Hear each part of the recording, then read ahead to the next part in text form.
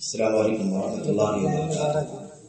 ان الحمد للہ نحمده ونستعینه ونستغفره ونعوذ باللہ من شرور انفسنا وسیئات اعمالنا. من يهده الله فلا مضل له ومن يضلل فلا هادي له.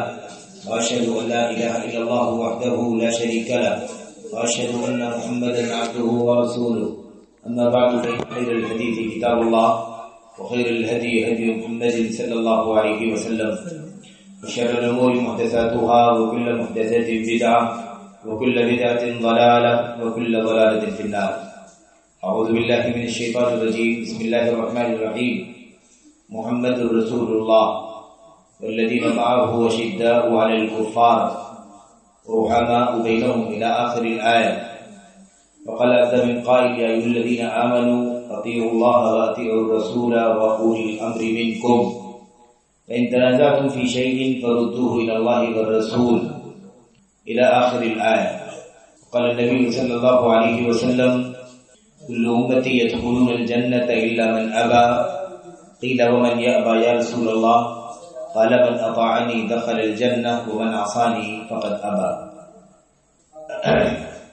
مسجد مدرسہ ابن تیمیہ بنیلی ٹٹوالہ کے قابل احترام ذمہ داروں، اس عظیم الشان جامع مسجد کے امام و خطیب، یہاں کے علماء فضلاء، قابل احترام بزرگوں، قابل احترام ماں اور بہنوں، نوجوان ساتھیوں، عزیز بچوں، اللہ سے دعا کرتے ہیں کہ اللہ تبارک و تعالی درس کی، دعوت کی، تعلیم کی، تربیت کی اس مجلس کو اور اس طرح کی مجلسوں کو اللہ تعالیٰ قبولیت کا شرف عطا فرمائے، اور اس کے مرتب کرنے والے، اسے سجانے والے، اس کی ترتیب کرنے والے، ان پروگراموں کو فائننس کرنے والے، اس میں جو بھی اخراجات وغیرہ آتے ہیں ان تمام کی ذمہ داری، انتظام کی ذمہ داری جو لوگ بھی لیتے ہیں، ان سبوں کو اللہ تبارک و تعالیٰ اس کا نیک صلہ عطا فرمائے، اور اللہ تبارک و تعالیٰ ہم سب کو اپنے قول میں، اپنے عمل میں اخلاص کی، الہیت کی توفیق بخشے، آمین رب العالمین. آج کا یہ جو پروگرام آپ کے یہاں منعقد ہوا ہے، اجتماع، اس اجتماع میں، اس پروگرام میں ابھی آپ نے کتاب و سنت کے دلائل سے اور امت کے سلف، اہل علم، اور اسی طرح سے دور حاضر کے چوٹی کے جو علماء ہیں ان کی تصریحات کی روشنی میں توحید باری تعالیٰ اور اس کے تقاضے سے متعلق اہم اور قیمتی خطاب سنا ہے. کلمہ توحید اور ایسے ہی کلمہ رسالت، جس کو ہم شہادتین کہتے ہیں، یہ اس کا ایک حصہ تھا جس پر مختصر گفتگو کی گئی ہے. ہم لوگ جب اسلام میں داخل ہونا چاہتے ہیں، کوئی بھی شخص اسلام میں داخل ہونا چاہتا ہے، تو وہ اللہ تبارک و تعالیٰ کی وحدانیت کی گواہی دیتا ہے اور رسول کریم صلی اللہ علیہ وسلم کی نبوت اور رسالت کی گواہی دیتا ہے. اس کے بغیر کوئی مسلمان نہیں ہو سکتا، اور یہ گواہی زبان سے بھی ہونی چاہیے. اس گواہی کا جو معنی ہے اس کو سمجھنے، جاننے کے بعد دل سے اس کا یقین بھی ہونا چاہیے، اور اس کے بعد اس گواہی کا جو مطالبہ ہے، گواہی دینے کے بعد یہ گواہی جو ہم سے تقاضا کرتی ہے، اس تقاضے کو عملی طور پر پورا بھی کرنا ضروری ہے. اگر صرف زبان سے کہہ دینا کافی ہوتا، لا الہ الا اللہ محمد رسول اللہ، یا اشہد ان لا الہ الا اللہ و اشہد ان محمد رسول اللہ، تو زبانی طور پر کوئی بھی کہہ دیتا. آج بھی بہت سارے لوگ ہیں جو حقیقت میں اسلام کے دائرے میں نہیں ہیں، لیکن وہ زبان سے کہتے ہیں، کسی پس منظر میں، کسی خطاب میں، کسی لیکچر میں، کسی پس منظر میں بولتے ہیں. تو کیا وہ زبان سے صرف کہنے سے مسلمان ہو جائے؟ نہیں ہوتے. اگر زبان سے بول دینا کافی ہو جاتا تو مشرکین مکہ کے ساتھ نبی کریم صلی اللہ علیہ وسلم کو اتنی ساری جنگیں کرنے کی ضرورت پیش نہیں آتی، اتنے سارے صحابہ کو شہادت کا جام بھی نوش نہیں کرنا پڑتا، اتنی بڑی تعداد خواتین کی بیوہ نہیں ہوتی، اتنے سارے بچے یتیم نہیں بنتے، اتنا سارا مال، اتنے سارے اسباب، وسائل ضائع نہیں ہوتے. آسانی سے مسئلہ حل ہو جاتا زبان سے لوگ کہہ دے. لیکن یہ جو نقطہ ہے کہ شہادت اور گواہی صرف زبان سے نہیں ہوتی ہے، بلکہ وہ دل میں اس گواہی کا اور اس گواہی کے معنی کا یقین ہونا ضروری ہے، اور اس کے بعد اس گواہی کا جو تقاضا ہے اسے عملی طور پر پورا کرنا بھی ضروری ہے. اسی لیے جب اللہ کے نبی صلی اللہ علیہ وسلم نے اللہ تبارک و تعالیٰ کی طرف سے اس بات کا اعلان کیا، یا ایھا الناس قولوا لا الہ الا اللہ تفلحوا، اے لوگوں سب کے سب کہہ دو کہ اللہ کے سوا کوئی معبود نہیں ہے، تم کامیاب ہو جاؤ. کامیابی کے لیے تمہیں لا الہ الا اللہ کہنا. تو اب صرف زبانی اگر کہنا ہوتا تو کہہ دیتے، کیا پریشانی کی بات تھی. ابو جہل، ابو لہب، عقبہ، لمبی فہرست ہے، کہہ دیتے یہ لوگ، کوئی مسئلہ نہیں تھا. لیکن جیسے ہی یہ بات اللہ کے نبی صلی اللہ علیہ وسلم نے کہی، انہوں نے اس بات کو سمجھا کہ صرف زبان سے نہیں کہنا ہے، اس اقرار کو صرف زبانی طور پر کرنے سے مسئلہ حل نہیں ہوگا. پھر اس اقرار کے بعد عمل کر کے دکھانا پڑے گا، اور عمل کرنے میں جس کو تقاضا ہم کہتے ہیں کہ تقاضے کو پورا کرنا پڑے گا، تو تقاضا کو پورا کرنے میں بہت سارے رشتوں سے ہمیں ہاتھ دھو بیٹھنا. پھر لات سے بھی رشتہ کٹ جائے گا، منات سے بھی رشتہ کٹ جائے گا، عزا سے بھی رشتہ کٹ جائے گا، ایسے جتنے چھوٹے بڑے ہیں سب سے رشتہ کٹ جائے گا. اسی لیے فوراً کیا کہا، اجعل الآلہۃ الہ واحدا ان ھذا لشیء عجاب.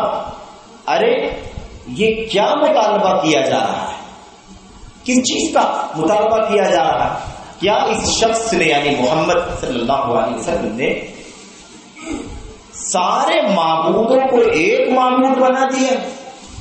یہ تو بڑی تعجب کی بات ہے. تو گواہی کا معنی ان لوگوں نے سمجھا کہ جب ہم کہیں گے اشہد ان لا الہ الا اللہ، میں گواہی دیتا ہوں کہ اللہ کے سوا حقیقت میں عبادت کے لائق کوئی نہیں ہے، اور محمد صلی اللہ علیہ وسلم بھی اللہ کی طرف سے بھیجے ہوئے پیغامبر ہیں، تو اس کا مطلب یہ نکلے گا کہ جو اللہ کے سوا کوئی عبادت کے لائق سچا نہیں ہے، تو پھر اللہ ہی کی عبادت ہونی چاہیے، نہ لات کی ہونی چاہیے، نہ منات کی ہونی چاہیے، نہ عزا کی ہونی چاہیے، نہ ہبل کی ہونی چاہیے، کسی کی بھی عبادت نہیں ہونی چاہیے. چاہے وہ بڑے بڑے مورتیاں جو سجائی گئی ہوں ان کی ہو، یا ہم اپنے گھروں میں، اپنے بیڈ روم میں، یا اپنے سفر کے تھیلے میں جن پتھروں کو رکھ کر کے چلتے ہیں ان کی بات ہو. ان سب سے رشتہ کاٹ لینا پڑے گا. صرف ایک اللہ تبارک و تعالیٰ جس کا نام محمد اپنی زبان سے لیتا ہے، ہمیں اس سے وابستہ ہو جانا پڑے گا. تو گواہی جو ہے وہ صرف زبانی نہیں ہوتی. اچھا، جب توحید کی گواہی زبانی نہیں ہوتی ہے تو ہمیں یہ بھی جان لینا چاہیے کہ کوئی بھی گواہی زبانی نہیں ہوتی. آج بھی کوئی معاملہ ہو جائے، کوئی اختلاف ہو جائے، کوئی لین دین ہو جائے، اس پر جو وٹنس بنتے ہیں نا، اگر کوئی یہ سوچ کر کے بیٹھے سائن کر دو، کرنا کیا ہے؟ سائن صرف کر دو، صرف سائن کر دیتے ہیں ظاہری طور پر. اس معاہدے کو نہ ہم دل سے صحیح مانتے ہیں، اور نہ جب وقت آئے گا تو نہ اس کی گواہی دیں گے. دیکھا جائے گا اس وقت کیا ہوگا. تو یہ جھوٹا گواہ ہے. یہ گواہ کون ہے؟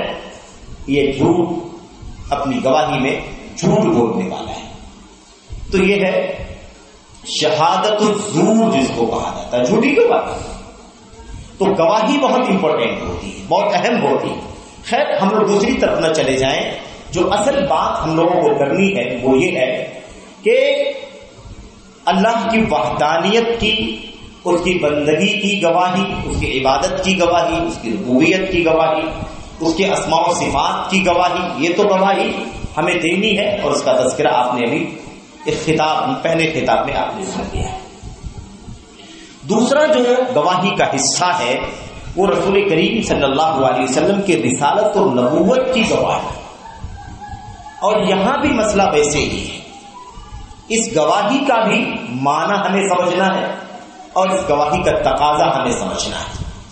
اور آپ جان لیں، یقین کریں کہ اگر ان دونوں گواہیوں کو، ان دونوں گواہیوں کے معنی کو، ان دونوں گواہیوں کی تقاضوں کو اگر ہم نے سمجھ لیا اور تقاضوں کو پورا کرنے لگے تو پھر امت کے 99% مسائل ختم ہو جائیں، وہی مسائل باقی بچیں گے جو نیچرل ہے، جو ہوتے ہی ہیں۔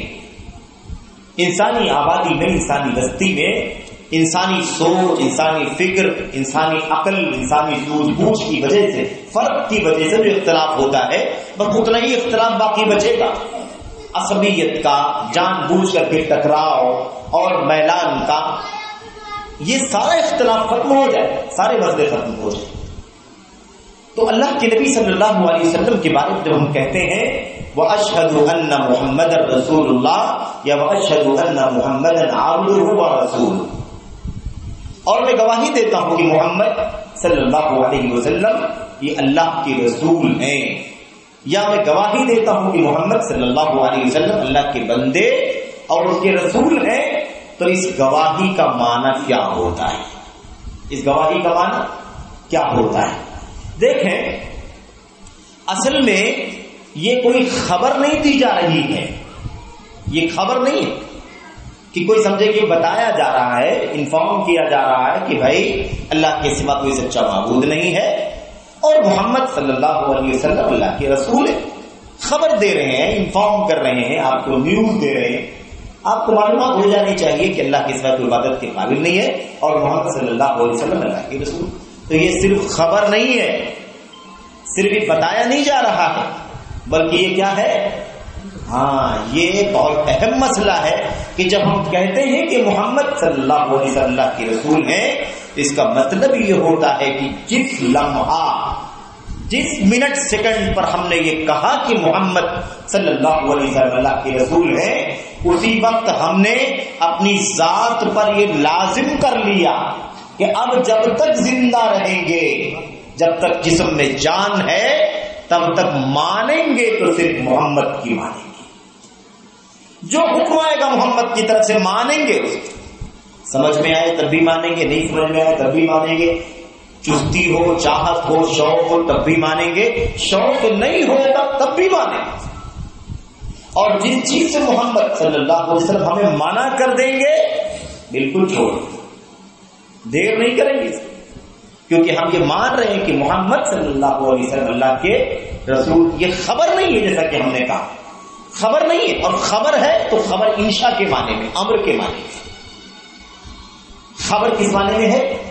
وعدے کے معنی میں، عہد کے معنی میں، میثاق کے معنی میں۔ اسی لیے اللہ تعالیٰ نے قرآن کریم میں کئی جگہ کہا ہم نے بنی اسرائیل سے عہد و پیمان لیا، لَتُؤْمِنُنَّ بِهِ، وہ نبی آنے والا ہے محمد صلی اللہ علیہ وسلم، آئے گا تو تم ضروری مان لاؤ گے اس کے اوپر، آگے پیچھے نہیں کرو گے، کسی بھی طرح کا کوئی رکاوٹ کا معاملہ نہیں کرو گے، بلکہ وہ نبی آئے گا تو تم ضرور اس پر ایمان لاؤ گے، اس کی خوبیاں کیا ہے، اس کی صفات کیا ہے، وہ کس علاقے میں پیدا ہوگا، کس علاقے میں زندگی گزارے گا، ہجرت کرے گا، وہ بستی کیسی ہوگی، جہاں پیدا ہوگا وہ بستی کیسی ہوگی، اس کے شمائل کیسے ہوں گے، اس کی نبوت کی مہر کہاں لگی ہوئی ہو، یہ ساری صفتیں ہم نے آپ کو اسی لیے بتلا دی ہیں کہ جب آئے تو کنفیوژن نہ ہو کہ یہ نبی وہی ہے یا کوئی جھوٹا دعویدار ہے۔ حجت قائم کرنے کے لیے کل کوئی کہہ نہ دے کہ ہمیں نہیں معلوم وہی ہے۔ اور جب محمد صلی اللہ علیہ وسلم ہجرت کر کے مکہ سے مدینہ تشریف لائے تو حضرت عبداللہ بن سلام رضی اللہ تعالیٰ عنہ جو بعد میں اسلام لائے، اللہ کے نبی کے صحابی ہوئے، افاضل صحابہ کرام میں سے، جلیل القدر صحابہ کرام میں سے، بلند پایا صحابہ کرام میں سے ہوئے۔ حضرت عبداللہ بن سلام احبار میں سے تھے، یعنی یہودیوں کے بڑے علماء میں سے تھے۔ یہودیوں کے بڑے چوٹی جو علماء ہوتے ہیں ان کو احبار کہا جاتا ہے، جیسے عیسائیوں کے جو پادری اور فادرز ہوتے ہیں ان کو رہبان کہا جاتا ہے۔ الاحبار والرہبان ان کثیرا من الاحبار والرہبان لا یأکلون اموال الناس بالباطل۔ تو یہودیوں کے بڑے علماء احبار اور عیسائیوں کے پادری فادرز کیا ہیں؟ یہ رہبان ہیں۔ حضرت عبداللہ بن سلام جو کہ عالم تھے، یہودیوں کے بڑے عالم تھے، انہوں نے تورات کو پڑھا ہوا تھا، تورات کی ساری باتوں کو وہ جانتے تھے، اس کا علم رکھتے تھے اور متعصب نہیں تھے۔ تعصب انسان کو حق تسلیم کرنے سے روک دیتا ہے، تعصب انسان کو سچ بولنے سے روک دیتا ہے، تعصب انسان کو حق گوئی سے، حق تسلیم کرنے سے روک دیتا ہے، آڑ بن کر کے کھڑا ہو جائے۔ اس لیے حق جب آ جائے تو کسی بھی طرح کی عصبیت کی بنیاد پر حق کو تسلیم کرنے سے یا حق بولنے سے انسان کو روکنا نہیں چاہیے۔ عبداللہ بن سلام کو جیسے پتا چلا کہ محمد صلی اللہ علیہ وسلم مکہ سے ہجرت کر کے مدینہ آ چکے ہیں اور مدینے میں چرچا ہو چکا ہے کہ محمد ہجرت کر کے مکہ سے مدینہ آ گئے، کہتے ان جفل الناس حولہ، جیسے ہی پہنچے لوگوں نے گھیر لیا نبی کریم صلی اللہ علیہ وسلم۔ کہتے میں بھی جب سنا کہ لوگ آ چکے ہیں اور لوگ گھیرے ہوئے ہیں، میں بھی پہنچا نبی کریم صلی اللہ علیہ وسلم کے پاس اور بھیڑ میں سر گھسا گھسا کر کے کوشش کر کے دیکھنے لگا کہاں ہے محمد صلی اللہ علیہ وسلم۔ کہتے جیسے ہی میں نے محمد صلی اللہ علیہ وسلم کے چہرے مبارک کو دیکھا، چہرہ دیکھتے ہی میں نے کہا ما ھذا الوجہ وجہ کذاب، اللہ کی قسم یہ چہرہ کسی جھوٹے نبی کا چہرہ بھی ہو۔ جیسے میں نے پڑھا تھا تورات میں ویسے ہی یہ پیشانی دکھائی دے رہی، ویسے ہی یہ مکھڑا چمک رہا، یہ پیشانی روشن ہے، قد قامت، سب کچھ ویسے ہی جیسے میں نے پڑھا ہے اپنی کتاب تورات کے اندر۔ اور اس کے بعد سے دھیرے دھیرے دھیرے دھیرے اسلام لانے کے لیے تڑپنے لگے اور پھر وہ وقت بھی آیا جب اسلام لے آئے۔ خیر اسلام لانے کا واقعہ سے بات کریں گے تو بات لمبی ہو جائے گی۔ تو اللہ کے نبی محمد رسول اللہ صلی اللہ علیہ وسلم اللہ کے رسول ہیں اور اس کے بندے، اللہ کے بندے اور اس کے رسول۔ یہ گواہی دراصل ہم سے اس بات کا تقاضا کرتی ہے کہ اب ہم اقرار کرنے کے بعد مانیں گے تو اسی نبی کی بات کو مانیں گے، اور جس چیز سے منع کر دے گا اس سے بعد آ جائیں گے۔ جو کچھ بولے گا سچ بولے گا، اس کی ہر بات کو سچ مانیں گے۔ اور اللہ تبارک و تعالی جس کی بندگی کا اقرار کلمے کے پہلے حصے میں ہم نے کیا، لا الہ الا اللہ نے اقرار کیا ہے، اللہ کے سوا کوئی سچا عبادت کے قابل نہیں ہے، اور اللہ کی عبادت اس نبی کے طریقے کے مطابق کریں گے۔ یہی چار تقاضے محمد رسول اللہ کے، یہی چار تقاضے ہیں۔ اس بات کو علماء نے اور خاص طور پر محمد بن عبد الوہاب تمیمی نجدی رحمۃ اللہ علیہ ان کو بہت بدنام کیا گیا۔ وقت کا مجدد، اپنے دور کا مجدد، توحید و سنت کی دعوت سے پورے عرب نہیں بلکہ دنیا کے چپے چپے کو الحمدللہ روشن کر، جن کے سینوں کو اللہ تعالیٰ نے توحید اور حق کے لیے کھولا، ان کی دعوت سے ان کے کلیجے ٹھنڈے ہو گئے، انہیں اپنی گمشدہ چیز مل گئی، ان شرک سے توبہ کر لیا، بت پرستی سے توبہ کر لیا، نہ جانے کیسی کیسی حرکتیں اور عادتیں تھیں ان کے یہاں، ان سب سے تائب ہو کر ایک اللہ کی عبادت کرنے والے اور ایک نبی کے امتی صحیح معنوں میں بن گئے۔ میرے بھائیو، تو اللہ نبی صلی اللہ علیہ وسلم کی رسالت کا جب اقرار کرتے ہیں نا محمد اللہ کے رسول ہیں، تو یہ اقرار چار چیزوں کا اقرار ہوتا ہے۔ اس کو کیسے بیان کیا ہے؟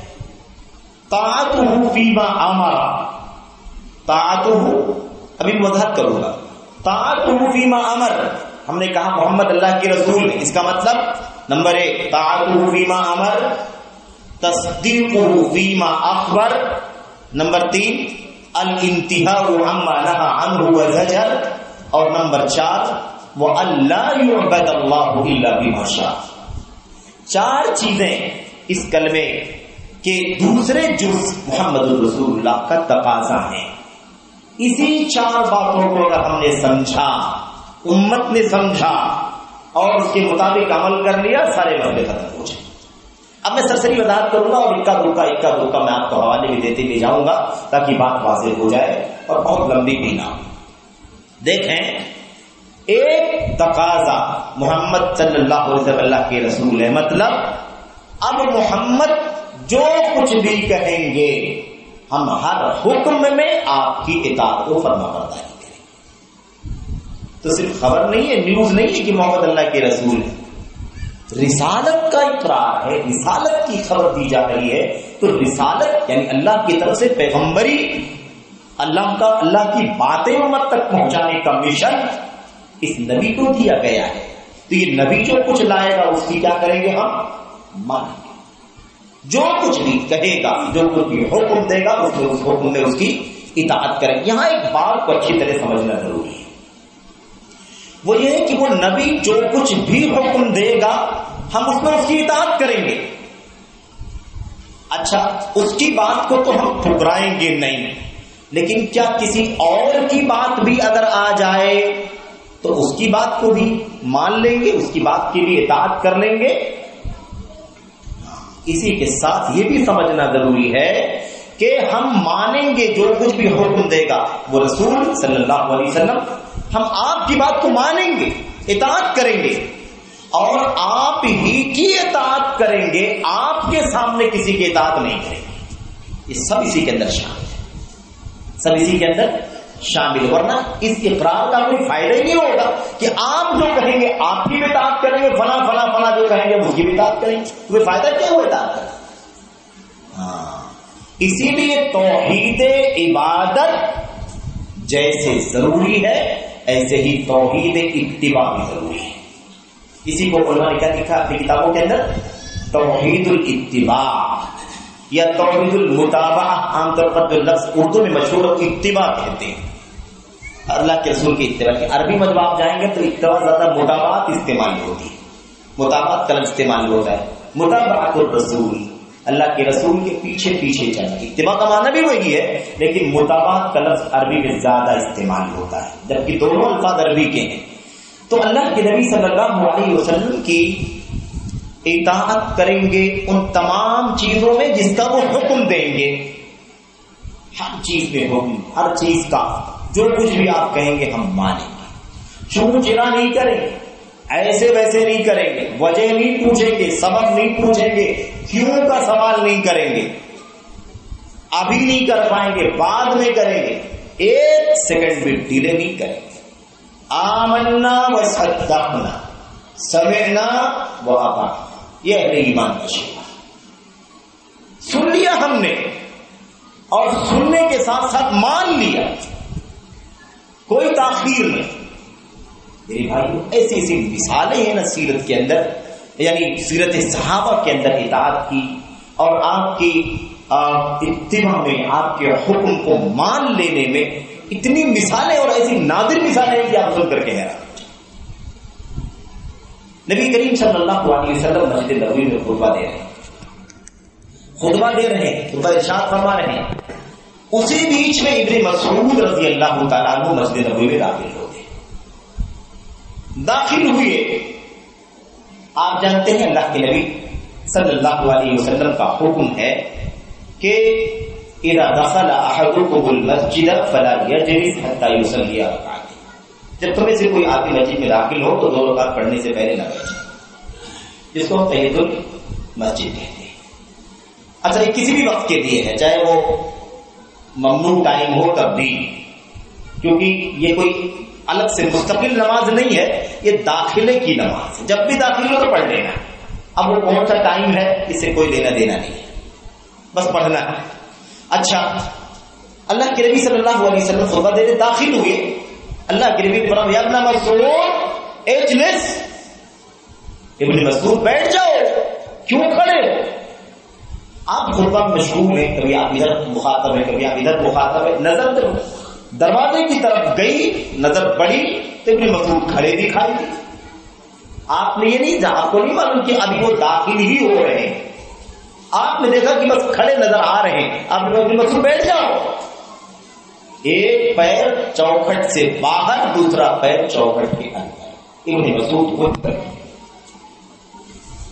دیر نہیں کیا کہ قدم آگے بڑھا دیں، وہیں بیٹھ گئے. اللہ کے نبی کی نظر پھر پڑ گئی، ارے یہ تو بیچ میں بیٹھے ہوئے ہیں. ابن مسعود وہاں کیوں بیٹھے ہو، وہاں کیوں بیٹھے ہو؟ اللہ کے نبی مجھے نہیں معلوم، آپ نے کہا بیٹھ جاؤ، میں بیٹھ گیا. یہ ہے اتباع. یہ نہیں سوچا کہ اللہ کے نبی ایسا تھوڑی کہہ سکتے ہیں کہ چوکھٹ پہ بیٹھ جاؤ، اندر آ جانا چاہیے، ایسا نہیں سوچا. حکم رسول ہے، ہمیں نہیں معلوم کہ آپ نے کیوں کہا بیٹھ جاؤ، بس کہاں بیٹھ جاؤ تو بیٹھ گئے بنا کیوں چرا کے. یہ نبی کریم صلی اللہ علیہ وسلم کی اتباع. تو ایک چیز یہ ہے کہ حکم آیا تو بیٹھ جاؤ، حکم آیا تو اتباع کرو، اطاعت کرو، مان لو. دوسری چیز یہ ہے کہ آپ ہی دنیا میں ایسے ہیں کہ آپ کا حکم آ جائے تو ماننا ہی ہے، دوسرا کوئی آپشن نہیں ہے۔ ایسا دنیا میں دوسرا کوئی نہیں ہے، ایسا دنیا میں دوسرا کوئی ہے نہیں۔ ابراہیم علیہ السلام بھی نہیں ہے، موسیٰ اور عیسیٰ بھی نہیں ہے، حضرت نوح بھی نہیں علیہ السلام، کوئی نہیں۔ ایسا کوئی ہے ہی نہیں دنیا میں کہ جس نے کہا یہ کام کرو تو بس کرنا ہی ہے، دوسرا کوئی آپشن نہیں ہے۔ ایسا اگر کوئی شخص ہے، ایسی کوئی شخصیت ہے تو صرف اور صرف ہمارے اور آپ کے نبی محمد رسول اللہ صلی اللہ علیہ وسلم کی شخصیت ہے۔ آپ کے علاوہ دنیا میں کوئی اور کہے یہ کام کرو تو بالکل ویسے واجب نہیں ہے جیسے نبی کریم صلی اللہ علیہ وسلم کا حکم۔ کوئی اور بھی کہے یہ کام کرو تو ہمارے لیے یہ حق ہے پورا، اور یہ ضروری حق ہے کہ اس کی بات کو ہم چیک کریں، اس کی بات کو کیا کریں؟ چیک کریں کہ اس کی بات جو کہہ رہا کرو تو یہ کرو والی بات نبی کی بات کے مطابق ہے یا، لیکن نبی کی بات کو چیک کرنے کی ضرورت نہیں ہے، کیونکہ نبی کوئی بات اللہ کے حکم کے بغیر کہتا ہی نہیں۔ وَالنَّجْمِ إِذَا هَوَىٰ مَا ضَلَّ صَاحِبُكُمْ وَمَا غَوَىٰ وَمَا يَنطِقُ عَنِ الْهَوَىٰ إِنْ هُوَ إِلَّا وَحْيٌ يُوحَىٰ عَلَّمَهُ شَدِيدُ الْقُوَىٰ إِلَىٰ آخِرِ الْآيَةِ۔ اللہ تبارک و تعالیٰ نے صاف فرما دیا کہ ہمارا نبی جو کچھ بھی کہتا ہے وحی کے ذریعے سے کہتا ہے، بغیر وحی کی اپنی مرضی سے کچھ نہیں کہتا ہے۔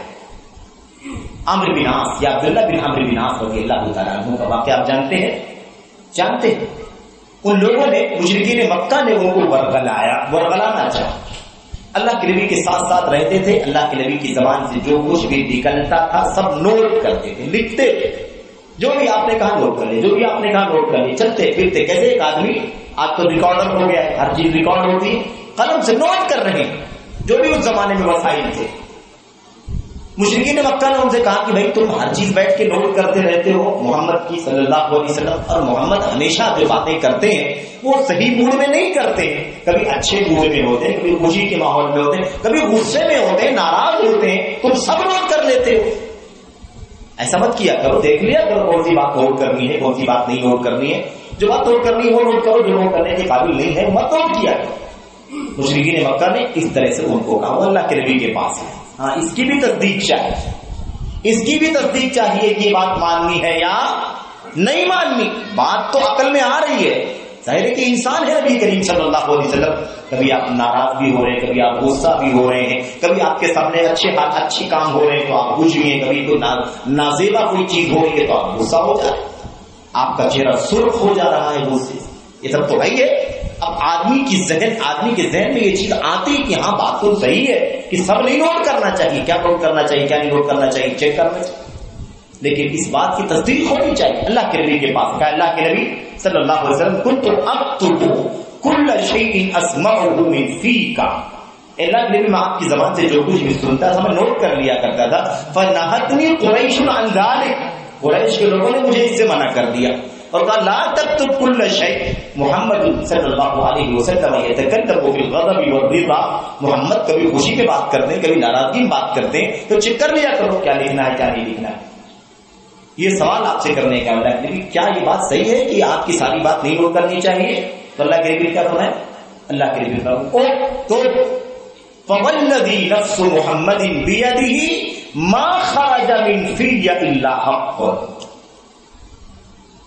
جو کچھ بھی تم سنتے ہو میری زبان سے اسے نوٹ کر لیا کرو، اللہ کی قسم جس کے ہاتھ میں محمد کی جان ہے، اس منہ سے اس زبان سے حق کے سوا کچھ نہیں نکلتا۔ اس لیے نبی کی زبان سے کوئی چیز ملے تو اسے چیک کرنے کی ضرورت نہیں، لیکن یہ چیک کرنے کی ضرورت ہے کہ یہ بات نبی کی زبان سے نکلی ہوئی بھی ہے یا نہیں نکلی ہوئی ہے۔ نبی جھوٹا نہیں ہے، نبی کی بات ہے یا نہیں ہے، اس کو پھیلانے والے جھوٹے بہت ہیں، اس لیے یہ تو چیک کرنا ہے، اور یہی کام محدثین کا تھا۔ نوٹ کیا، اللہ کے نبی نے فرمایا، اللہ کے نبی نے کیا، اللہ کے نبی نے کیا، قول فعل عمل سب بہت ساری چیزیں ملی، نوٹ کر لیا، اس کے بعد سب کو جانچ پڑتال کر کے کھرا کھوٹا الگ کر دیا، یہ بات نبی کی ہے یا نہیں ہے۔ سندوں کو چیک کر لیا، متن کو چیک کر لیا، علتوں کو چیک کیا، بیماریوں کو چیک کیا، ظاہری بیماریوں کو، خفیہ بیماریوں کو، اور سب کو چاک بھٹک کر کے الگ کر دیا، دودھ الگ اور پانی الگ۔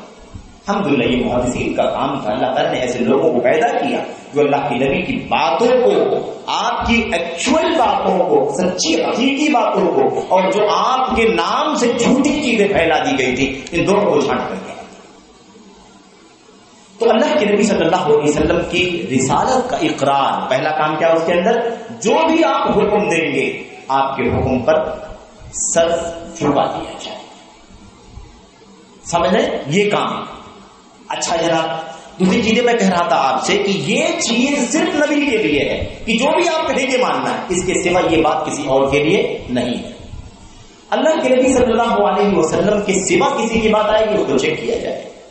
ابو بکر صدیق کوئی بات کہہ دیں، محترم ہے، امت میں سب سے اونچا مقام ہے نبی کے بعد۔ عمر فاروق اعظم کوئی بات کہہ دیں، امت میں سب سے اونچا مقام ہے صدیق اکبر کے بعد، نبی کے بعد۔ لیکن آپ کی باتوں کو بھی چیک ہم ضرور کریں گے، کیونکہ دنیا میں ایک ہی ذات ایسی ہے جس کی ہر بات کو ماننا ضروری ہے کہ نہیں؟ اسی لیے ابو بکر صدیق رضی اللہ تعالیٰ عنہ کا حوالہ کسی نے دے دیا، عمر بن خطاب کا حوالہ دے دیا کسی مسئلے میں، خیر بہت باتیں سب لمبی ہیں۔ عبداللہ بن عباس رضی اللہ تعالیٰ عنہ ناراض ہو گئے اور کیا کہا اللہ کی قسم میں تمہارے سامنے اللہ کے نبی کی بات پیش کر رہا ہوں، حکم رسول پیش کر رہا ہوں، اور تم اس کے مقابلے میں ابو بکر عمر کی بات پیش کر رہے ہو۔ مجھے ڈر ہے کہ تمہارے اوپر آسمان سے پتھروں کی بارش نہ ہو جائے۔ تو نبی کے حکم کے سامنے، نبی کے فرمان کے سامنے ابو بکر عمر کی بات کو بھی تسلیم نہیں کیا ہے۔ یہ اللہ کے نبی کی رسالت کا اقرار کرنا اس کے تقاضوں میں سے، 4 تقاضوں میں سے پہلے تقاضے کا ایک حصہ ہے۔ اسی بات کو پوری دنیا کے سامنے وقت کے امام مالک، جو اللہ کے نبی کی مسجد میں برسوں درس حدیث دے رہے تھے، برسوں، امام مالک ابن انس، امام دار الہجرہ رحمۃ اللہ علیہ، جن کی کتاب موطا ہے، دنیا کی زندہ کتاب۔ میرے بھائیوں، انہوں نے امام مالک بن انس، امام دار الہجرہ رحمۃ اللہ علیہ، وقت کے امام، وقت کے محدث، انہوں نے اپنے زمانے میں، اور امام مالک کے بارے میں جانتے ہیں، امام مالک 93 ہجری میں پیدا ہوئے ہیں، 93 ہجری میں، اللہ کے نبی صلی اللہ علیہ وسلم کی وفات کے 82 سال کے بعد، 11 ہجری میں اللہ کے نبی کی وفات ہو گئی اور 93 میں پیدا ہوئی، 82 سال ہو گئے ہو گئے، اور اس کے بعد 179 میں امام مالک کی وفات ہوئی۔ انہوں نے اپنے زمانے میں جب مسجد نبوی میں درس حدیث دے رہے تھے تو اللہ کے نبی صلی اللہ علیہ وسلم کی قبر کی طرف اشارہ کر کے فرمایا، اللہ کے نبی کی قبر کی طرف آپ نے اشارہ کر کے فرمایا، کل یؤخذ من قوله ویرد الا صاحب هذا القبر، دنیا میں ہر ایک کی بات کو لیا بھی جا سکتا ہے، چھوڑا بھی جا سکتا ہے، سوائے اس قبر والے کی بات کے۔ اس قبر والے کا حکم آ جائے کوئی آپشن نہیں، اسے لینا ہی لینا ہے، ماننا ہی ماننا ہے، عمل کرنا ہی یہ ہے۔ تو یہ چیز کس کے لیے ہے؟ صرف اور صرف محمد رسول اللہ صلی اللہ علیہ وسلم کی۔ اس کا لازمی مطلب یہ نکلتا ہے کہ جب بات صرف نبی کریم صلی اللہ علیہ وسلم کی ایسی ہے جس کو ماننا واجب ہے، تو اب اگر کوئی شخص امت کا نبی کریم صلی اللہ علیہ وسلم کے علاوہ کسی کی بات کو بھی پیش کرتا ہو اور یہ سمجھتا ہو کہ اس کو ماننا چاہیے، اس کو ماننا چاہیے، بڑا سے بڑا مقام، کوئی حضرت موسیٰ علیہ السلام کی کوئی بات لیا تو کہ وقت کے بھی نبی تھے، ان کی بات کو ماننا چاہیے، عیسیٰ علیہ السلام کی بات کو ماننا چاہیے، فلاں کی بات کو ماننا چاہیے، کوئی ابوبکر صدیق کا نام لے ان کی بات کو ماننا چاہیے، عمر بن خطاب کا نام لے ان کی بات کو ماننا چاہیے، کوئی کہہ دے میرے بھائیوں خلفائے راشدین کی بات کو ماننا چاہیے، کوئی کہے عشرہ مبشرہ کی بات کو ماننا ضروری ہے، تو یہ بات اس کی درست ہوگی۔ تو اگر کوئی شخص امت کے کسی بھی شخص کا نام لے یا سوچے، عقیدہ رکھے، نظریہ رکھے، یا اس بات کو لوگوں کو سمجھائے کہ فلاں کی بات بڑی اہم ہے، وقت کے چوٹی کے امام تھے، چوٹی کے عالم تھے، چوٹی کے مفتی تھے، چوٹی کے مرشد تھے، ان کی بات کو ماننا ضروری ہے، تو اس کا مطلب یہ ہوگا کہ وہ اس شخص کو وہی درجہ دینا چاہتا ہے جو درجہ محمد رسول اللہ صلی اللہ علیہ وسلم کا ہے۔ اسی بات کو اس میں عبداللہ بن عباس رضی اللہ تعالیٰ عنہ نے کہہ دیا، امت کو سمجھنے کی ضرورت ہے۔ کہا اقول قال رسول اللہ صلی اللہ علیہ وسلم، میں کہہ رہا ہوں کہ رسول کریم صلی اللہ علیہ وسلم نے فرمایا ہے، وَتَقُولُونَ قَالَ ابو بکر وعمر، اور تم کہتے ہو کہ ابو بکر نے کہا، عمر نے کہا، ان کی مان لو، مجھے ڈر ہے کہ آسمان سے پتھروں کی بارش نہ ہو جائے۔ تو یہ کیا کہا کہ مجھے ڈر ہے کہ آسمان سے پتھروں کی بارش نہ ہو جائے۔ اس میں کس بات کی طرف اشارہ ہے؟ اس میں اس بات کی طرف اشارہ ہے کہ یہ تو اللہ کے عذاب کو دعوت دینا ہے، امت کے کسی فرد کو اس طرح بنا لینا کہ نبی کے حکم کے سامنے پیش کیا جائے، نبی کے حکم کے سامنے پیش کیا جائے، نبی کے فرمان کے سامنے پیش کیا جائے، تو اس کو ایسے ہی ہے جیسے اللہ کی عذاب کو دعوت دے، اللہ کی طرف سے عذاب بلانا، یہ حیثیت ہے۔ تو یہ بڑا خطرناک مسئلہ، اس سے ہمیں کیا کرنے کی ضرورت ہے؟ ایک دم بچنے کی ضرورت ہے، کوئی بھی ہو۔ حضرت امام مالک رحمۃ اللہ علیہ کی بات آپ نے سنی، امام شافعی رحمۃ اللہ علیہ نے ایک بڑی پیاری بات کہی تھی، اس کو بھی میں یہاں پر ذکر کر دوں اشارے کے طور پر۔ امام مالک رحمۃ اللہ، امام شافعی رحمۃ اللہ علیہ نے کہا تھا، جیسے اس لیے میں یہ بات آپ کے سامنے عرض کر رہا ہوں کہ امت میں بڑی بڑی شخصیتیں ہیں، اللہ تعالیٰ کے بڑے بڑے صالح اور نیک بندے ہیں، اس سے کہاں انکار ہے؟ اللہ کے اولیاء، اللہ کے نیک بندے، اللہ کے چہیتے، اللہ کے محبوب، اللہ کے پیارے بندوں کی کمی نہیں ہے دنیا کے اندر، اللہ ہی جانتا ہے کتنے لوگ ہیں۔ تو یہ بات کبھی نہیں آنی چاہیے کہ یہ تو بڑا اونچا مقام ہے، بڑی اونچی شخصیت ہے۔ امام شافعی کہتے ہیں اذا رأیتم الرجل، اور غور سے سنیے، اذا رأیتم الرجل یمشی علی الماء ویطیر فی الہواء فلا تغتروا به حتی تعرضوا امرہ علی الکتاب۔ امام شافعی کہتے ہیں رحمت اللہ علیہ کہ اگر تم کسی آدمی کو دیکھو کہ وہ پانی پر چل رہا ہے، کرامتیں لوگ بیان کرتے ہیں کہ ایسے بالکل یعنی سمندر کی سطح پر پانی پر چلنے لگے، مسلح بچھایا چلنے لگا، یوں ہی چلنے لگے جیسے آدمی ہموار زمین پر، سخت زمین پر چلنا شروع کر دیتا ہے، کوئی ہوا میں اڑ رہا ہے۔ امام شافعی کہتے ہیں اگر تم کسی آدمی کو دیکھو کہ وہ پانی پر چل رہا ہے یا تم دیکھو کہ ہوا میں اڑ رہا ہے، فلا تغتروا به، تب بھی تم اسے دھوکہ نہ کھاؤ، تب بھی تم اسے دھوکہ نہ کھاؤ، حتی تعرضوا امرہ علی الکتاب والسنہ، یہاں تک کہ تم اس کے معاملے کو کتاب و سنت پر پیش کر کے اسے چیک کر لو کہ اس کا ایمان کیسا ہے، اس کا عقیدہ کیسا ہے، اس کی توحید کیسی ہے، اس کی اتباع سنت کیسی ہے، اس کے یہاں فرائض کتنے ہیں، وہ اللہ کے دین پر کتنا چلنے والا ہے، اس کے معاملات کیسے ہیں۔ تو یہ معاملہ سمجھنے کی ضرورت ہے۔ ایک بات یہ ہوگی خیر اختصار کے ساتھ۔ دوسری بات کیا ہے؟ دوسری بات، جب ہم نے کہا محمد الرسول اللہ محمد صلی اللہ علیہ وسلم اللہ کے رسول، اس کا مطلب کیا نکلتا ہے کہ جو بھی اللہ کے نبی کہیں گے صلی اللہ علیہ وسلم، آپ سچ کہیں گے، ہم اس کو سچ مانیں۔ اب یہ باتیں اللہ کے نبی کی ماضی کی ہو سکتی ہیں، پچھلے زمانے کی ہو سکتی ہیں، ایسا ایسا ہوا ہے، ایسا ایسا ہوا ہے کہ نہیں؟ بنی اسرائیل میں ایک آدمی ایسا تھا، بنی اسرائیل میں ایسا واقعہ پیش آیا، چاہے ماضی کی چیز ہو یا مستقبل کی چیز ہو۔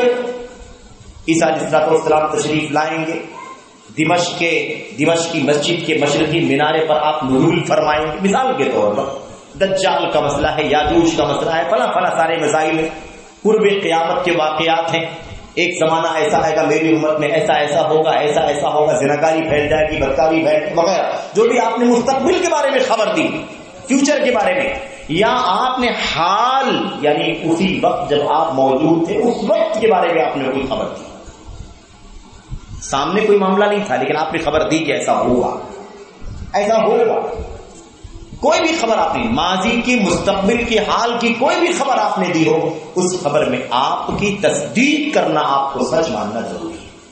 یہ اسی کلمے کا تقاضا ہے. ہم نے کہا محمد اللہ کے رسول ہے، اس کا مطلب جو بھی آپ کہیں گے آپ کو سچ ماننا، ہر خبر میں آپ کو سچ ماننا. اور اس حوالے سے بہت ساری باتیں، ایک واقعے کی طرف اشارہ کرتا ہوں تاکہ بات سمجھ میں آ جائے. اللہ کے نبی صلی اللہ علیہ وسلم، واقعہ مسند احمد بن حنبل وغیرہ کے اندر موجود ہے، صحیح روایت ہے. ایک شخص نبی کریم صلی اللہ علیہ وسلم نے گھوڑے کا سودا کر دیا، گھوڑے کا سودا کر دیا. سودا کر لیا، پیمنٹ نہیں کیا، مطلب ابھی اس کی ادائیگی نہیں کی پیسے کی، جتنے بھی سودا ہوا تھا. آپ نے فرمایا یہ گھوڑا میں نے لے لیا ہے اور یہ میرا گھر ہے قریب میں، اور میں چلتا ہوں تیزی کے ساتھ، تم بھی دھیرے دھیرے آؤ اور میں گھر سے پیسے لے کر کے تم کو دے دیتا ہوں، ادا کر دیتا ہوں. اب اللہ کے نبی تیزی کے ساتھ آگے آگے جا رہے ہیں، آدمی دھیرے دھیرے گھوڑا نکیل پکڑے ہوئے پیچھے پیچھے چل رہا ہے. اتنے میں راستے میں اس شخص کو دوسرا خریدار مل گیا. اس نے کہا بھائی گھوڑا کتنے میں بیچ رہے ہو؟ اس نے جس قیمت میں اللہ کے نبی کو بیچا تھا اس سے زیادہ قیمت بتا دیا.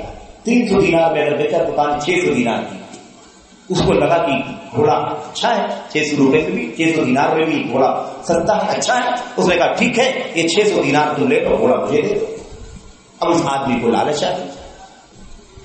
آ گئی اور اس امت کا فتنہ مان ہے. اللہ کے نبی نے فرمایا اس امت کا فتنہ مان ہے، لالچ میں آ گئی. اب معاہدہ ہے، زبان ہے، سچائی ہے، لین دین ہے، اور خرید بیچنے کے بعد اختیار کا مسئلہ ہے، کہاں تک اختیار ہوتا ہے نہیں ہوتا ہے کہ معاملہ چل ہی رہا ہے. ایک معاہدہ چل رہا ہے، معاملہ لین دین کا فائنل ہونے سے پہلے چاہے وہ ہو جائے یا کینسل ہو جائے تبھی جا کر کوئی بات کر سکتے ہیں. سب کو ایک کنارے کر دیا، مال کی لالچ میں اس نے کیا کر دیا؟ سودا کرنے کے بعد وہیں سے آواز لگانے لگا، اوے سنو محمد میں نے گھوڑا بیچ دیا ہے.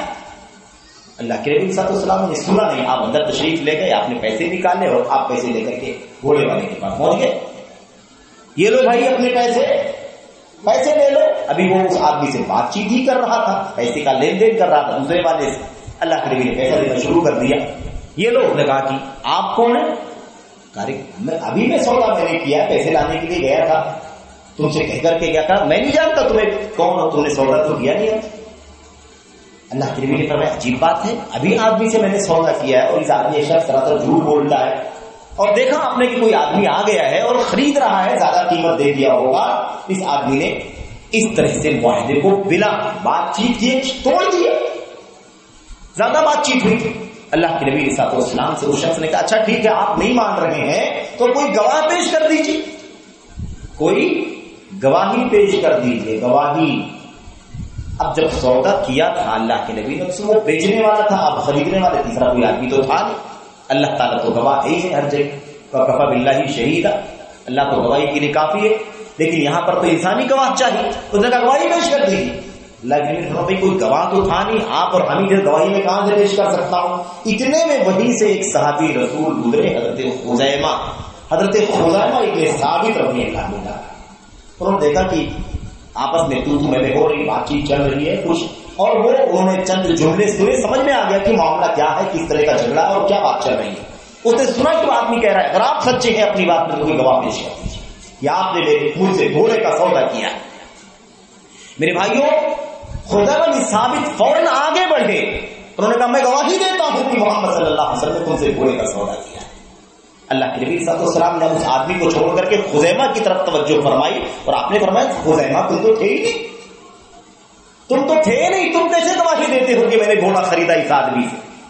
گواہی نہیں دے سکتے تم کیونکہ تم تھے نہیں. گواہی دینے کے لیے ضروری کہ آدمی معاملے پر موجود ہو، تم تو تھے ہی نہیں، گواہی کیسے دے سکتے ہو؟ خزیمہ بن ثابت نے کہا اللہ کی قسم ہے اللہ کے نبی میں آپ کو آسمان سے دینے والی خبر میں سچا مانتا ہوں کہ جو آپ آسمان سے کہتے ہیں کہ آج وحی آئی ہے، اللہ کا کلام آیا ہے، یہ آیت اتری ہے، اللہ نے یہ فرمایا ہے، اللہ نے یہ حکم اتارا، میں آپ کو آسمان سے آنے والی خبر میں سچا مانتا ہوں. آپ اس میں جھوٹے نہیں ہیں تو آپ 200-300 روپے کے گھوڑے میں جھوٹ کیسے بول سکتے ہیں؟ میں گواہی دیتا ہوں کہ آپ سچے ہیں، یہ آدمی جھوٹ بولتا ہے. دیکھا اللہ کے نبی صلی اللہ علیہ وسلم نے جو کچھ بھی کہہ دیا ہے آپ کی بات سچی ہے، یہ صحابہ کا ایمان ہے. اور اسی دن سے فجعل شہادتہ شہادۃ رجلین، اسی دن سے اللہ کے نبی صلی اللہ علیہ وسلم نے حضرت خزیمہ بن ثابت کی گواہی کو 2 آدمی کی گواہی کے برابر قرار دیا. کسی بھی مسئلے میں 2 گواہ لگیں گے اور خزیمہ اگر ہوں گے تو اکیلے آدمی کی گواہی 2 آدمی کے برابر ہوگی. اتنا ہی ایمان کہ نبی جو کہتا ہے وہ سچ کہتا ہے. آپ نے بتایا کہ میں نے گھوڑا خریدا ہے تو آپ سچے ہیں، بس میں تھا یا نہیں تھا اس سے کوئی مطلب. تو آپ کی بات کو سچ ماننا ضروری ہے میرے بھائیوں. اور اس کی بہت ساری مثالیں، بات لمبی ہو جائے گی. معراج کا واقعہ پیش آیا، راتوں رات بیت المقدس، مسجد حرام سے بیت المقدس تک، بیت المقدس سے لے کر کے 7 آسمانوں کی سیر کر کے وہاں، اور پھر واپس فجر کی نماز سے پہلے اللہ کے نبی مکہ میں پہنچے.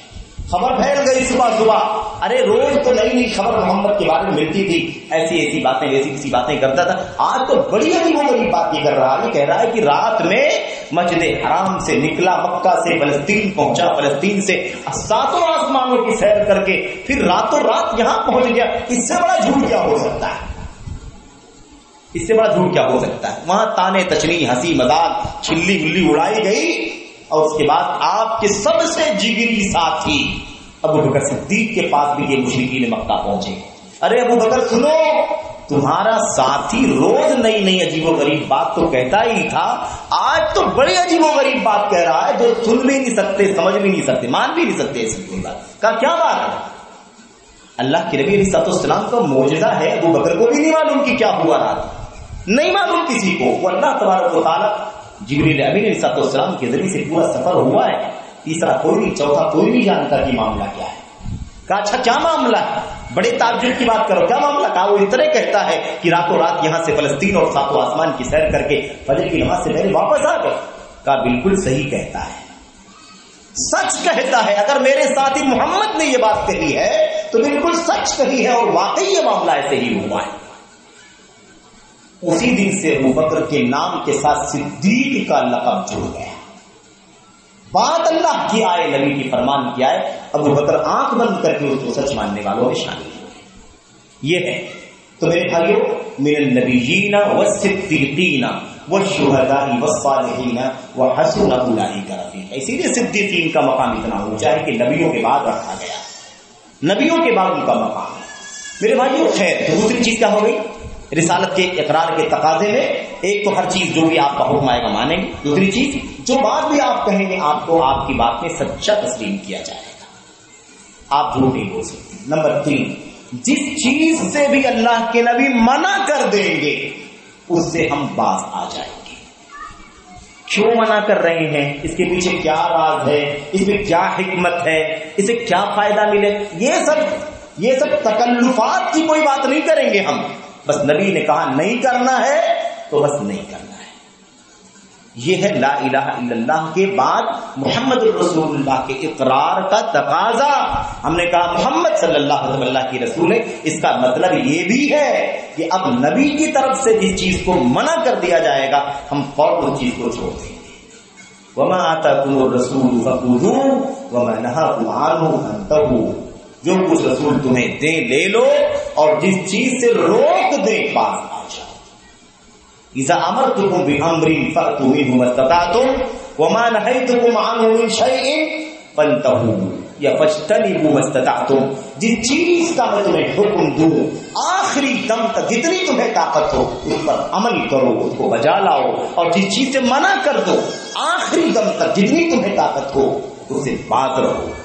یہ نبی کریم صلی اللہ علیہ وسلم کا حکم ہے، آپ کا فرمان ہے. اور یہ کلمہ توحید اور کلمہ رسالت کا جو شہادتین کا جو کلمہ ہے اس کے تقاضوں میں سے ایک تقاضا ہے. اسی لیے نبی کریم صلی اللہ علیہ وسلم کے صحابہ آپ کے حکم کا انتظار بھی نہیں کرتے، آپ کی نگاہوں کو دیکھتے تھے، آپ کے کردار کو دیکھتے تھے. آج آپ کیا کر رہے ہیں کرنا شروع کر دیا، اور کل آپ نے وہ کام چھوڑ دیا تو صحابہ نے بھی چھوڑ دیا. یہ نہیں دیکھا کہ بھئی آپ نے چھوڑا ہے تو ہمیں بھی چھوڑنا چاہیے یا نہیں چھوڑنا چاہیے. بھئی آپ یہ بھی سوچ سکتے ہیں، ہم یہ بھی سوچ سکتے ہیں کہ آپ نے چھوڑ دیا، کوئی بات ہوگی آپ نے چھوڑ دیا، ہمیں تھوڑی چھوڑنے کے لیے کہا، ہمیں تھوڑی منع کیا کہ یہ کام نہیں کر سکتے. نہیں، صحابہ اس کا انتظار نہیں کرتے تھے. آپ نے کیا تو وہ کرنا شروع کر دیے، آپ نے خود وہ کام چھوڑ دیا تو صحابہ نے آپ کو دیکھتے ہی چھوڑ دیا. آپ نے انگوٹھی پہن لی، صحابہ کی انگلیوں میں دوسرے دن انگوٹھی دکھائی دینے لگی. کیوں انگوٹھی پہنی تم نے؟ اللہ کے نبی آپ نے پہن لی تو ہم نے بھی پہنی. ہمیں کیا معلوم آپ نے کیوں پہنی تھی؟ ہم نے دیکھا کہ آپ نے انگوٹھی پہنی تو ہم نے بھی پہنی. اچھا کچھ دن گزرے نبی کریم صلی اللہ علیہ وسلم کی انگلی سے انگوٹھی سونے کی تھی وہ غائب ہو گئی. نہیں انگوٹھی، کیونکہ سونا شروع میں جائز تھا سب کے لیے، مرد اور سب کے لیے حلال تھا، بعد میں مردوں کے لیے سونا حرام کر دیا گیا. آپ نے اس سونے کی انگوٹھی کو نکال پھینکا. سارے صحابہ کرام نے اپنے انگلیوں سے انگوٹھی کو نکال کر کے پھینک دی. ساتھیوں میں نے انگوٹھی نکال دی، تم نے کیوں نکال دی؟ ہمیں نہیں معلوم اللہ کے نبی. آپ نے پہنا تو ہم نے پہن لیا تھا، اور آپ نے نکال دیا تو ہم نے بھی نکال دیا. ہمیں نہیں معلوم کہ آپ نے کیوں پہنا تھا، ہمیں نہیں معلوم کہ آپ نے کیوں نکالا. اور یہ تو جانے دو میرے بھائی، نبی کریم صلی اللہ علیہ وسلم نے نماز کی حالت میں جوتے کے ساتھ نماز پڑھتے تھے، جوتے کے ساتھ نماز پڑھ رہے تھے، جوتے کے ساتھ نماز پڑھ رہے تھے. نماز کی حالت میں جبریل امین علیہ السلام نے اللہ کے نبی کو بتلایا، اللہ کے نبی آپ کے جوتے میں ناپاکی لگی ہوئی ہے، گندگی لگی ہوئی ہے. آپ آگے تھے، امامت کے مصلی پر موجود تھے، آپ نے وہیں بیٹھے بیٹھے اپنے جوتے کو پیر سے نکالا اور نکال کر کے نماز کی درمیانی بات پھینک دیا. اللہ کے نبی نے اپنے جوتا نکال کر کے پھینکا. صحابہ کرام کی نظر پڑی، پہلی صف والوں نے دیکھا، ان لوگوں نے اپنے جوتے نکال کر کے باہر پھینکنا شروع کر دیا. دوسری صف والوں نے، تیسری، سب لوگوں نے اپنے جوتے نکال کر کے پھینک دیے. نماز ختم ہوئی، سارے جوتے ادھر ادھر پڑے ہوئے. اللہ کے نبی نے پوچھا، ساتھیوں میں نے جو جوتا نکالا تھا اس لیے نکالا تھا کہ میرے جوتے پہ گندگی لگی تھی، مجھے نہیں معلوم تھا کہ ناپاکی لگی ہوئی ہے. جبریل نے مجھے بتایا کہ ناپاک ہے، جوتا نکال کے پھینک دیجیے، تو میں نے تو نکال کے پھینک دیا. تم لوگوں نے کیوں نکال دی؟ تم لوگوں نے کیوں نکالا؟ تمہارے پیروں میں تمہارے جوتوں میں گندگی لگی. تو اللہ کے نبی ہمیں نہیں معلوم کہ آپ نے کیوں نکالا. ہم نے دیکھا کہ آپ نے نکال کے پھینک دیا تو ہم نے بھی نکال کر کے پھینک دیا، کیونکہ ہم تو اپنے نبی کا عمل دیکھتے ہیں، اپنے نبی کا رسوا دیکھتے ہیں، اپنے نبی کو آئیڈیل سمجھتے ہیں. آپ جو کریں گے ہم کریں گے، جو آپ چھوڑ دیں گے ہم چھوڑ دیں گے. تو حکم رسول کا بھی انتظار نہیں کرتے تھے، آپ کے اشاروں کو دیکھتے تھے، آپ کے عمل کو، آپ کی ایک ایک ادا کو دیکھتے تھے.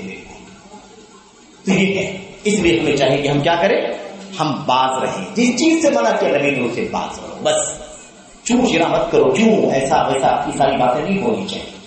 آخری چیز کیا ہے؟ کلمے طیبہ اور شہادت رسالت نبی صلی اللہ علیہ وسلم کی جو گواہی ہے، اس کا تقاضا جو ہے، اس کے تقاضے کا ایک چوتھا حصہ یہ ہے کہ اب جب سے ہم نے یہ گواہی دی ہے کہ محمد صلی اللہ علیہ وسلم اللہ کے رسول ہیں، اس گواہی کے بعد ہم اللہ کی عبادت ویسے ہی کریں گے جیسے طریقہ نبی کریم صلی اللہ علیہ وسلم کی طرف سے ہم کو ملے گا. جو طریقہ، جو انداز، جو اسلوب، جیسے آپ کریں گے اللہ کی عبادت، ویسے ہم بھی اللہ کی عبادت کریں گے. جیسے آپ بتائیں گے ویسے ہم اللہ کی عبادت کریں گے. ہم اللہ کی عبادت کرنے کے پابند ہیں، اور عبادت کرنے میں اللہ کے نبی کے طریقے کے پابند ہیں. عبادت اللہ کی طریقہ نبی کریم صلی اللہ علیہ وسلم کا، جو اللہ کے نبی نے اللہ کی طرف سے ہم تک پہنچایا. یہ طریقہ، یہ چیز کیا ہے؟ یہ رسالت کی گواہی کے تقاضوں میں سے ایک تقاضا ہے. اب کوئی آدمی کہے اللہ کی عبادت کرو، اللہ کی عبادت کرو، طریقہ کیا ہونا چاہیے؟ ہاں، جیسے عبادت اللہ کی ضروری ہے، کسی اور کی عبادت نہیں ہو سکتی، ایسے ہی عبادت کا طریقہ بھی وہی ہونا چاہیے جو طریقہ اللہ تعالیٰ نے اپنے نبی کے ذریعے سے ہم تک بھیجا ہے.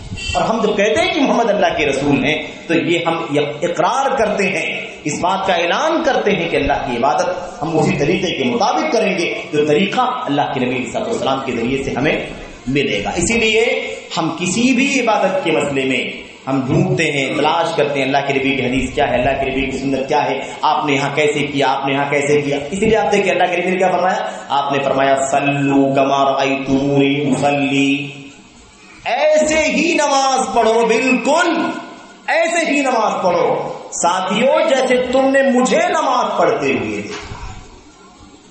طریقہ وہ ہوگا جو محمد رسول اللہ صلی اللہ علیہ وسلم نے امت کو دیا. میرے بھائیوں، کسی کا بھی اور طریقہ نہیں چلے گا، کسی کا بھی طریقہ، امت کا کوئی کتنا بھی اونچا سے اونچا، ابو بکر کا طریقہ نہیں، عمر کا طریقہ نہیں، عثمان کا، علی کا، خیر عشرہ مبشرہ کا طریقہ نہیں، اصحاب بدر کا طریقہ نہیں، اصحاب بیت رضوان کا طریقہ نہیں، کسی کا بھی طریقہ نہیں. سارے طریقے نبی کے طریقے کے نیچے ہوں گے. جس کا طریقہ نبی کے طریقے کے مطابق ہوگا، ادب و احترام ہوگا، ہم بھی اسی کے ساتھ ساتھ جڑ جائیں گے، کیونکہ وہ طریقہ وہی طریقہ ہے جو نبی نے بتایا. لیکن اگر طریقہ اس کے خلاف ہوگا تو ہم کسی کی بات کو ہم خاطر میں نہیں لائیں گے. ہم طریقہ وہی اختیار کریں گے جو نبی کریم صلی اللہ علیہ وسلم کی طرف سے ہمیں ملے گا. میرے بھائیو، یہ ہماری اور آپ کی ذمہ داری ہے. یہ 4 تقاضے اگر ہم نے کلمے طیبہ کے اور کلمے شہادت رسالت کیا نام ہے شہادت رسالت محمدیہ کا اگر ہم نے یہ 4 تقاضا سمجھ لیا تو امت کے سارے اختلاف ختم ہو جائیں گے. اب جو سب سے جو بڑا مسئلہ ہے داخل اسلام جو سب سے بڑا مسئلہ ہے میرے بھائیوں، وہ تقلیدی بندشوں کا مسئلہ ہے. تقلیدی بندشوں کا، مسلکی تعصب کا. اگر ایک امت کا فرد یہ سوچ لے کہ سارے ائمہ محترم، سارے علماء محترم، سب کے سب ادب و احترام کے معاملے میں ہماری پیشانی پر ہیں، لیکن ہم کسی کی بات کو نبی کی بات کے مقابلے میں تسلیم کرنے کو تیار نہیں ہے، سارے مسئلے ختم ہو جائیں. سب کا احترام کرتے ہیں، لیکن اگر کہیں سے کسی مسئلے میں کسی امام سے کوئی چوک ہوئی ہے، کوئی غلطی ہوئی ہے، کوئی بھول ہوئی ہے، یا کوئی چیز ایسی تھی جو اس وقت ان کے سامنے آئی ہی نہیں تھی، تو معذور ہے وہ. اس کے اندر غلطی ہوئی ہے تو معذور ہے، کوئی چوک ہوئی ہے تو معذور ہے، کوئی بھول ہوئی ہے تو معذور ہے. اگر ہم یہ سمجھ کر کے چلیں تو امت کا سارا اختلاف ختم ہوگا کہ نہیں ختم ہو؟ سارے مسئلے ختم ہو جائیں. تعصب صرف محمد رسول اللہ صلی اللہ علیہ وسلم، اور کسی کے لیے کوئی عصبیت نہیں جائز ہے. عصبیت صرف نبی کریم صلی اللہ علیہ وسلم کی کہ ہم مانیں گے تو انہی کی مانیں گے. بھکتی، یہ جملہ شاید یہ لفظ شاید نہ مناسب ہو یہاں پر، لیکن سمجھنے کے لیے صرف بول رہا ہوں کیونکہ بھکتی غلط معنی میں استعمال ہو رہی ہے. لیکن میں کہنا چاہتا ہوں کہ صرف اور صرف حکم رسول کا گردیدہ، حکم رسول کے پیچھے چلنے والا، بس اور کچھ نہیں چاہیے. جو بھی نبی نے کہا وہی ہمارا طریقہ. جس چیز نبی نے منع کر دیا منع، جو بھی نبی نے کہہ دیا سچ، جو بھی طریقہ نبی کا ہوگا اسی مطابق. تو اللہ سے دعا کرتے ہیں کہ اللہ تبارک و تعالی ہمیں اور آپ کو کلمہ طیبہ لا الہ الا اللہ کے تقاضے کو اور ایسے ہی محمد رسول اللہ صلی اللہ علیہ وسلم کے تقاضے کو سمجھنے کی توفیق عطا فرمائے، اور اس کے مطابق اللہ تعالی ہم سب کو عمل کی توفیق بخشے. اللہ تبارک و تعالی ہمیں اور آپ کو حق کے لیے تاثر کرنے کی توفیق عطا فرمائے. حق کے لیے اللہ تبارک و تعالی ہمیں جرأت، جسارت اور ہمت عطا فرمائے کہ حق تسلیم کریں، حق بولیں، حق مانیں، اور حق کی دعوت کے لیے پوری حکمت کے ساتھ، پوری ذمہ داری کے ساتھ، پوری سنجیدگی کے ساتھ، پوری نرمی کے ساتھ، پوری متانت کے ساتھ ہم آگے بڑھیں، اور اس مشن کو آگے بڑھنے والوں، اس مشن کو جو آگے بڑھانے والے لوگ ہیں ان کا سپورٹ کریں، ان کی مدد کریں اور ان کی حوصلہ افزائی کریں. اس طریقے سے اللہ تبارک و تعالیٰ کا یہ دین صحیح معنوں میں اور صحیح شکل میں ویسے ہی امت تک پہنچے گا جیسے اللہ کے نبی صلی اللہ علیہ وسلم کے زمانے میں پہنچا. صحابہ میں تابعین میں آپ کو وہی ایسا اختلاف نہیں دکھائی دے گا جس اختلاف کی بنیاد پر پارٹی بندی ہو گئی ہو، دھڑ بندی ہو گئی ہو، ٹکڑا ہو گیا ہو کہ صدیقی فرقہ بن جائے، عمری فرقہ بن جائے، عثمانی بن جائے، عالوی بن جائے. ایسا آپ کو کہیں بھی نہیں ملے گا. کیوں نہیں ملے گا؟ کیونکہ سب کی نظر محمد رسول اللہ صلی اللہ علیہ وسلم پر، بس اور کوئی وجہ نہیں. محور ایک، کتب ایک، اسی پر چلنا ہے. بس سب اسی کتب پر آ جائے، سارا مسئلہ ختم ہو جائے گا. اور یہی آج بھی امت کے اتحاد کا سب سے بنیادی راستہ ہے. اتحاد چاہتی ہے امت تو امت اتحاد کے راستے پر آ جائے. اتحاد کا راستہ نبی کی سنت کا راستہ ہے، اور نجات کا راستہ بھی نبی کی سنت ہے. سنت رسول صلی اللہ علیہ وسلم اسی کا نام ہے. جو کہے وہ کرو، جسے منع کرے اسے بعد آ جاؤ، جو کہے اسے سچ مانو، اور طریقہ نبی کے مطابق عبادت و بندگی کرو. اسی کا نام سنت ہے. سنت نجات کی کشتی ہے. سنت نجات کی کشتی ہے. جو سنت پر سوار ہو گیا وہ نجات پا گیا. جو سنت کی کشتی پر سوار نہیں ہوا وہ نجات کی کشتی سے باہر ہے، اور وہ کبھی نجات نہیں پا سکتا. اللہ سے دعا کرتے ہیں کہ اللہ تبارک و تعالیٰ ہمیں توحید و سنت کو، توحید سنت کی تقاضوں کو سمجھنے کی توفیق عطا فرمائے. آمین رب العالمین. صلی اللہ علیہ وسلم. وبارک علی نبینا محمد وعلی آلہ وصحبہ اجمعین. السلام علیکم ورحمۃ اللہ وبرکاتہ.